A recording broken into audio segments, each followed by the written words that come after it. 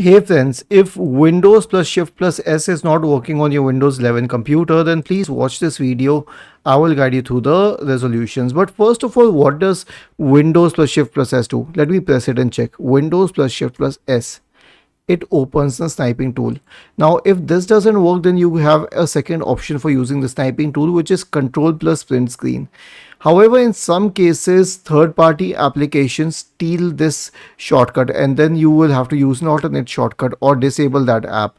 So I'll show you how this is done. Right-click on the Start button and select Settings from the menu.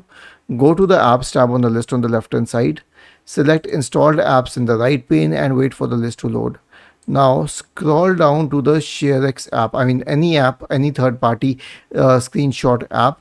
Now I use ShareX, so that's a different thing. So you can also use ShareX, and click on it. Click on the three dots here and select uninstall, and then uninstall it.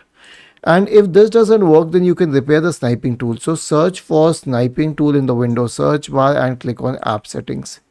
After clicking on app settings, wait for it to load and scroll down to the reset section.